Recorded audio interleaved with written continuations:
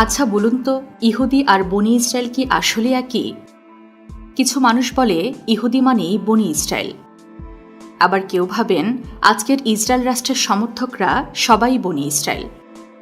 আর কিছু মানুষ তো আরও এক ধাপ এগিয়ে গিয়ে ভাবেন, যেহেতু কোরআনে বনি ইসরায়েলের প্রশংসা আছে, তাই আজকের ইসরায়েল রাষ্ট্রও বুঝি পবিত্র কোনো কিছুর প্রতিনিধিত্ব করে। কোরআনে বনি ইসরায়েল জাতিকে একদিকে বিশেষ সম্মান দেওয়া হয়েছে, আবার অন্যদিকে তাদের ভুল ত্রুটির জন্য তিরস্কারও করা হয়েছে। এই দ্বিমুখী দৃষ্টিভঙ্গির কারণ কি? আর ইহুদি ও বনি ইসরায়েল কি আসলে একই, নাকি তাদের মধ্যে রয়েছে পার্থক্য? চলুন বিশ্বপ্রান্তরের আজকের পর্বে এসব প্রশ্নের উত্তরই খুঁজি।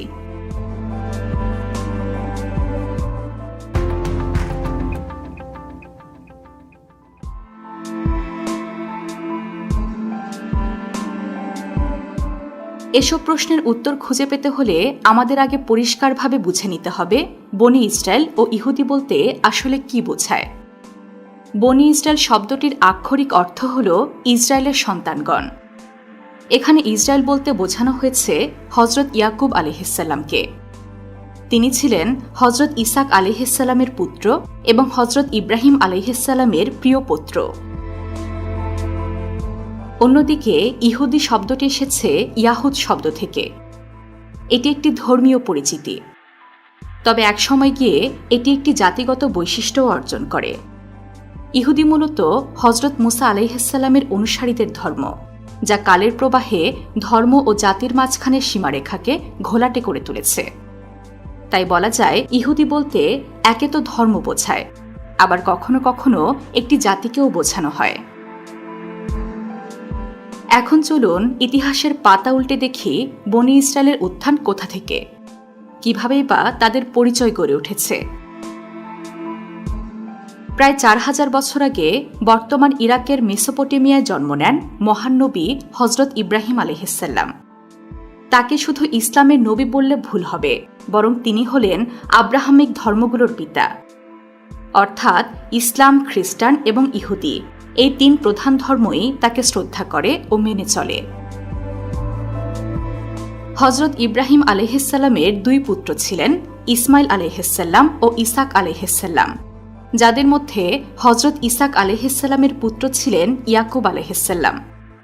হজরত ইয়াকুব আলাইহিসসালামকে ইসরায়েল নামেও ডাকা হয়। আর ইয়াকুব আলাইহিসসালামের 12 জন পুত্রের বংশধরদেরই বলা হয় বনি ইসরায়েল, যার অর্থ ইসরায়েলের সন্তানগণ। অর্থাৎ বনি ইসরায়েল হল একটি বিশেষ জাতির নাম, যারা সরাসরি ইয়াকুব আলাইহিসসালামের বংশধর। আর এই 12 জন পুত্রের বংশধররাই পরবর্তীতে ইতিহাসের পটভূমিতে এক প্রভাবশালী জাতি হিসেবে আবির্ভূত হন।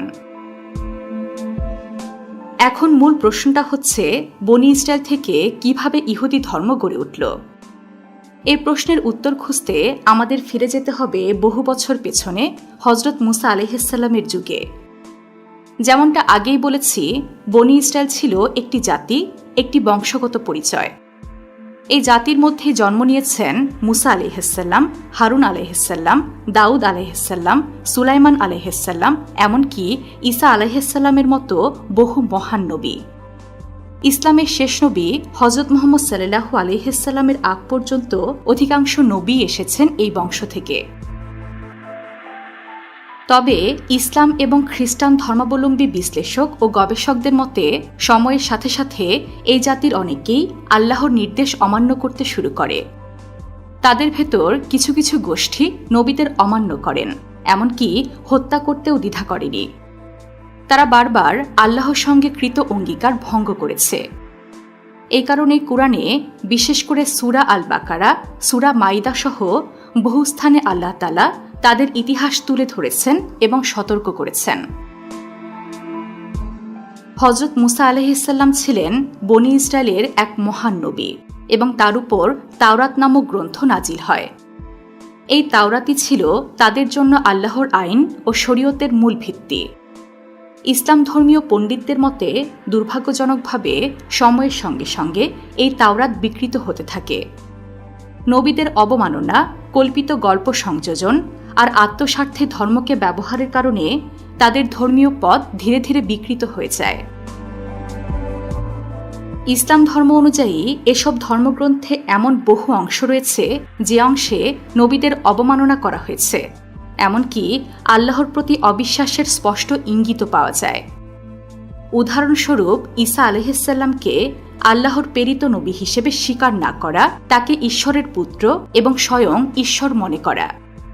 তেমনি হযরত মুহাম্মদ সাল্লাল্লাহু আলাইহিসসালামকে তারা পুরোপুরি অস্বীকার করেন। তবে অনেক বিশ্লেষকদের মতে তাওরাত ও ইঞ্জিলের বহু স্থানে রাসূল সাল্লাল্লাহু আলাইহিসসালামের আগমনের ভবিষ্যদ্বাণী করা হয়েছে। ইহুদিদের একটি প্রচলিত বিশ্বাস হল আমরাই আল্লাহর নির্বাচিত জাতি। এই আত্মগর্ব ও শ্রেষ্ঠত্ববোধ তাদের ধর্মীয় চেতনা ও আচরণে গভীরভাবে প্রভাব ফেলেছে। এভাবে ধীরে ধীরে বনি ইসরায়েল নামক এক জাতি থেকে গড়ে ওঠে একটি ভিন্ন ধর্মীয় পরিচয়, ইহুদি ধর্ম। যদিও এই ধর্মের শিকড় ছিল হযরত মুসা আলাইহিসসালামের নিয়ে আসা তাওরাতে, তবে কালের বিবর্তনে সেই আসল শিক্ষা ও বিধান থেকে তারা অনেকটাই বিচ্যুত হয়ে পড়ে। এভাবে সময়ের সাথে সাথে তাদের আচরণ, অবাধ্যতা এবং ধর্মীয় বিকৃতির মধ্য দিয়ে গড়ে উঠল একটি নতুন ধর্মীয় পরিচয়, ইহুদিবাদ। এবার জেনে নেওয়া যাক ইহুদি শব্দটি আসলে কোথা থেকে এসেছে। ইতিহাস বলছে এই শব্দের উৎপত্তি হযরত ইয়াকুব আলাইহিসসালামের এক পুত্র ইহুদা বা জুদাহ থেকে। যেসব মানুষ এই ইহুদা গোত্রে জন্ম নিয়েছিল এবং হযরত মুসা আলাইহিসসালামের আনীত ধর্ম অর্থাৎ তাওরাত অনুসরণ করেছিল, তারা ধীরে ধীরে পরিচিতি পেতে থাকে ইহুদি নামে। এই ধর্মীয় বিশ্বাস এবং জীবন ব্যবস্থাকে পরবর্তীতে বলা হয় ইহুদিবাদ। এখানেই এসে দাঁড়ায় এক গুরুত্বপূর্ণ ও মৌলিক পার্থক্য। সব বনি ইসরায়েল ইহুদি নয়, আবার সব ইহুদিও বনি ইসরায়েল নয়। বনি ইসরায়েল হল এক জাতি যারা হযরত ইয়াকুব আলাইহিসসালামের 12 ছেলের বংশধর। তবে ইতিহাসের ধারায় এদের অনেকেই খ্রিস্টান ধর্ম গ্রহণ করেছেন, আবার কেউ কেউ নবী মুহাম্মদ সাল্লাল্লাহু আলাইহিসসালামের যুগে এসে ইসলাম ধর্মে দীক্ষিত হয়েছেন। তাই ধর্ম বদলানোর পর তারা আর ইহুদি পরিচয়ে পরিচিত নন, যদিও জাতিগতভাবে তারা ইসরায়েল বংশেরই অংশ। অপরদিকে এমন অনেক ইহুদি আছেন যারা আসলে বনি ইসরায়েল বংশের নন, কারণ ইহুদি ধর্ম পরে শুধু একটি জাতির মধ্যেই সীমাবদ্ধ থাকেনি, বরং সময়ের সঙ্গে সঙ্গে এটি একটি ধর্মীয় সম্প্রদায়ে পরিণত হয়। বিশেষ করে 7ম শতাব্দীতে ইউরোপের খাজার সাম্রাজ্য। খাজার সাম্রাজ্য ছিল তুর্কি বংশোদ্ভূত। তারা রাজনৈতিক ও সামাজিক কারণেই ইহুদি ধর্ম গ্রহণ করে, যদিও তাদের বংশের সাথে বনি ইসরায়েলের কোনো সম্পর্ক ছিল না।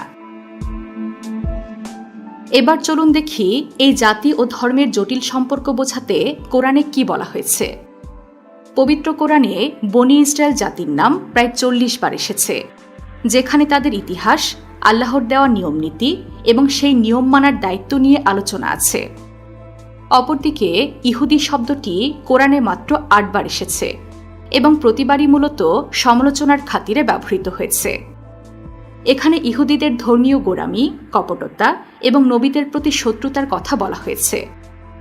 আল্লাহ সূরা আল বাকারায় বলেছেন, তোমরা তাদের মতো হয়ো না যারা তাদের নবীদের হত্যা করেছিল।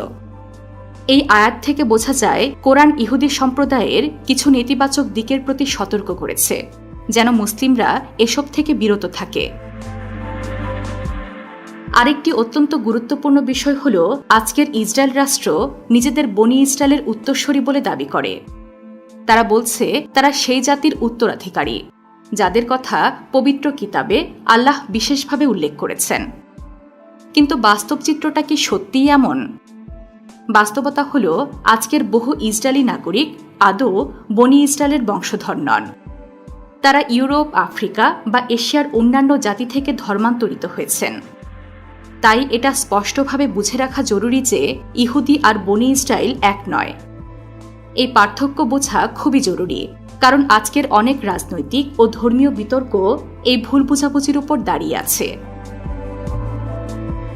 ইতিহাস, ধর্ম এবং বাস্তবতাই বলে ইহুদি আর বনি ইসরায়েল এক নয়। একটি জাতি আরেকটি ধর্ম, দুটি নাম, দুটি পরিচয়। কিন্তু একটি সত্য, তা হল আল্লাহর প্রতি অবাধ্য যেই হোক না কেন সে তার নিয়ামত থেকে বঞ্চিত হবেই। মহান আল্লাহ আমাদেরকে সত্য বুঝে গ্রহণ করার তৌফিক দিন এবং ইতিহাস থেকে শিক্ষা নিয়ে তার পথেই চলার শক্তি দিন। এই কামনায় শেষ করছি বিশ্বপ্রান্তরের আজকের পর্ব। বিশ্বের নানা প্রান্তে ছড়িয়ে থাকা এমন জানা অজানা তথ্য জানতে সাবস্ক্রাইব করুন বিশ্বপ্রান্তরে।